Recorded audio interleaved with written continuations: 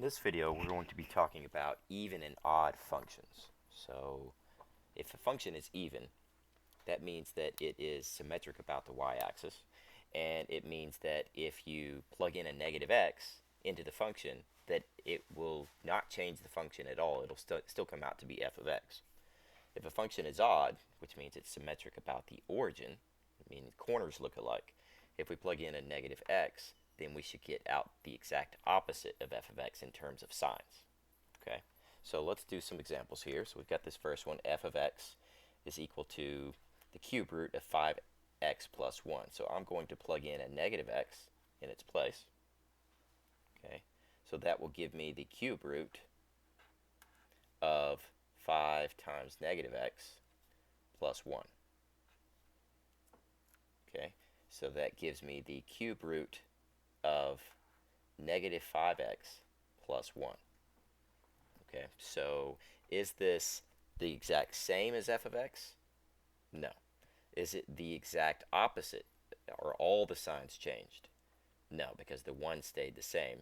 The 5x changed signs, but the 1 stayed the same. So it's neither even nor odd, so we're going to put neither on that one. Okay, let's look at g of x. So we got g of x, I'm going to plug in a negative x. So that gives me 1 over negative x squared plus 7, which gives me 1 over, when you square a negative number, it becomes positive, so x squared plus 7. So is it identical to the original function, 1 over x squared plus 7, 1 over x squared plus 7? Yes, it is. Okay, so this one is even because it's identical. Okay, let's do that last one there. We've got h of x. So I'll plug in a negative x in its place. So that gives me negative x squared. Remember to use parentheses, right? Just like I did down here, because if you don't, you might get confused. Notice when you use the parentheses and you square it, that negative goes away. So it's pretty important. And then we've got the absolute value of negative x, and then plus 8. Okay, so when we square the negative, it becomes positive, so this becomes x squared. And we know that an absolute value makes everything positive. Okay, so that would be a positive x. So same as a positive x plus 8. So this one turned out to be identical to the h of x, so this one's even. Okay, let's look at some of these over here.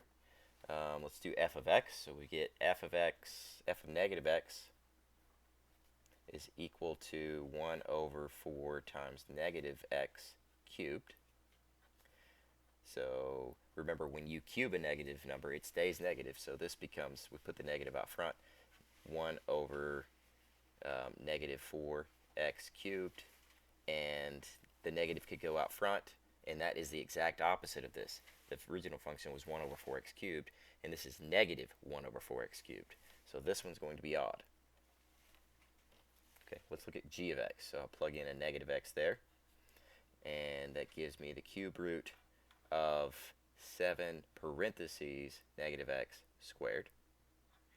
When we square negative x, it becomes a positive x, so this becomes the cube root of 7x squared. That is identical to the original, so that one is even. Okay, and then for the last one, h of x, so I'll plug in a negative x there, and I get negative x times negative x plus 2. So this one will, it's almost the opposite because we've got the negative x out front, whereas we had a positive x here. But we can't really do anything with this negative x plus 2. Okay, so that one, this one's going to just be completely neither. It's neither the opposite nor the exact same. So this one is going to be neither.